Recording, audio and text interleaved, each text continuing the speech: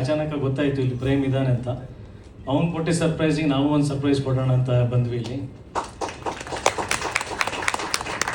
ಇವನ ಹುಟ್ಟುಹಬ್ಬದ ದಿನ ನನ್ನ ಸಿನಿಮಾ ಸಕ್ಸಸ್ಫುಲ್ ಆಗಿದೆ ಅಂದರೆ ಇವನ ಹುಟ್ಟುಹಬ್ಬ ಅಷ್ಟು ಶ್ರೇಷ್ಠವಾಗಿರುತ್ತೆ, ಅಷ್ಟು ಶುಭ ದಿನ.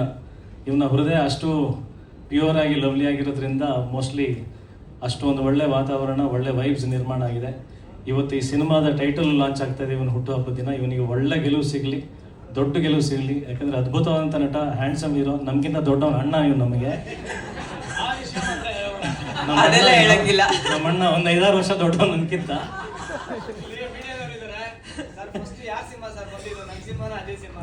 ಫಸ್ಟ್ ಪ್ರಪಂಚಕ್ಕೆ ಯಾರು ಬಂದಿದ್ದು ಸರ್? ನಾನಾ ಪ್ರೇಮ ಸರ್? ಯಾರು ಸರ್ ಸೀನಿಯರ್ ಹೇಳಿ ಸರ್? ಮೊದಲನೇ ಸಿನಿಮಾ ಇವ್ದ ನಂದ?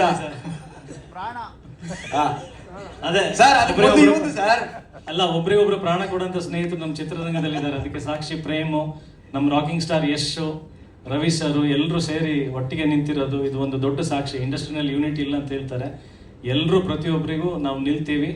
ಶ್ರಮ ಹಾಕುವಂಥ ಮನಸ್ಸುಗಳು ಬೇಕು. ಒಳ್ಳೆ ಸಿನಿಮಾ ಬಗ್ಗೆ ಯಾವಾಗಲೂ ದುಡಿಯುವಂಥ ಒಂದು ವ್ಯಕ್ತಿತ್ವ ಬೇಕು. ಅದು ಪ್ರೇಮಲ್ಲೂ ಇದೆ, ನಮ್ಮಲ್ಲಿದೆ. ಹಾಗಾಗಿನೇ